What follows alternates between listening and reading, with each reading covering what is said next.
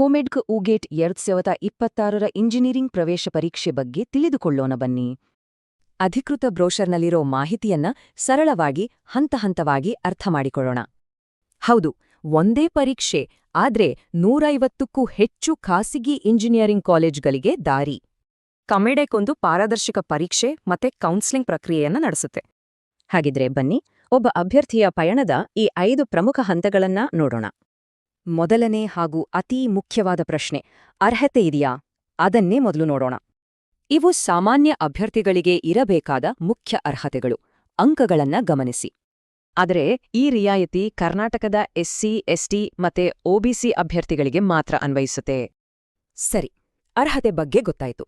ಈಗ ಅರ್ಜಿ ಪ್ರಕ್ರಿಯೆ ಹೇಗೆ ಅಂತ ನೋಡೋಣ. ಅಪ್ಲೈ ಮಾಡೋ ಮುಂಚೆ ಈ ಡಾಕ್ಯುಮೆಂಟ್ಸ್ಗಳನ್ನೆಲ್ಲ ಸ್ಕ್ಯಾನ್ ಮಾಡಿ ರೆಡಿ ಇಟ್ಕೊಂಡ್ರೆ ಒಳ್ಳೆದು. ನೋಡಿ, ರಿಜಿಸ್ಟ್ರೇಷನ್ನಿಂದ ಹಿಡಿದು ಕೌನ್ಸೆಲಿಂಗ್ವರೆಗಿನ ಹಂತಗಳು ಎಷ್ಟು ಸರಳವಾಗಿವೆ. ಕೋಮೆಡೆಕ್ ಯುಜಿಕೆಟಿ ಪರೀಕ್ಷೆಯ ನೋಂದಣಿ ಶುಲ್ಕ ₹1,095, ಜೊತೆಗೆ ಟ್ರಾನ್ಸಾಕ್ಷನ್ ಚಾರ್ಜ್ ಇರುತ್ತೆ.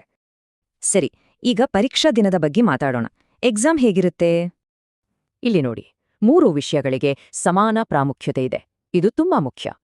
ಇನ್ನೊಂದು ಗುಡ್ ನ್ಯೂಸ್, ನೆಗೆಟಿವ್ ಮಾರ್ಕಿಂಗ್ ಇಲ್ಲ. ಸೊ ಪ್ರತಿಯೊಂದು ಪ್ರಶ್ನೆಯನ್ನು ಅಟೆಂಡ್ ಮಾಡಿ. ಪರೀಕ್ಷೆ ದಿನ ಈ ಕೆಲವು ವಿಷಯಗಳನ್ನ ಮರೆಯಬೇಡಿ. ಟೆನ್ಷನ್ ಫ್ರೀಯಾಗಿ ಎಕ್ಸಾಮ್ ಬರೀಬಹುದು. ಪರೀಕ್ಷೆ ನಂತರ ಸಿಗೋ ಈ ರ್ಯಾಂಕ್ ಕಾರ್ಡ್ ಮುಂದಿನ ಸೀಟ್ ಸೆಲೆಕ್ಷನ್ ಪ್ರಕ್ರಿಯೆಗೆ ತುಂಬಾ ಮುಖ್ಯ. ಕಮೆಡ್ಕೆ ಮತ್ತು ಯುನಿಗೇಜ್ ಈ ಎರಡಕ್ಕೂ ಒಟ್ಟಿಗೆ ಅಪ್ಲೈ ಮಾಡಬಹುದು, ಆದರೆ ಕೌನ್ಸೆಲಿಂಗ್ ಪ್ರಾಸೆಸ್ ಬೇರೆ ಬೇರೆ. ನೆನಪಿಡಿ, ರ್ಯಾಂಕ್ ಎಷ್ಟು ಚೆನ್ನಾಗಿರುತ್ತೋ ಇಷ್ಟಪಟ್ಟ ಕಾಲೇಜು ಸಿಗೋ ಚಾನ್ಸ್ ಅಷ್ಟೇ ಜಾಸ್ತಿ. ಇವು 2026ರ ಅತಿ ಮುಖ್ಯ ದಿನಾಂಕಗಳು. ಈಗಲೇ ಎಲ್ಲಾದ್ರೂ ನೋಟ್ ಮಾಡಿಟ್ಕೊಳ್ಳಿ.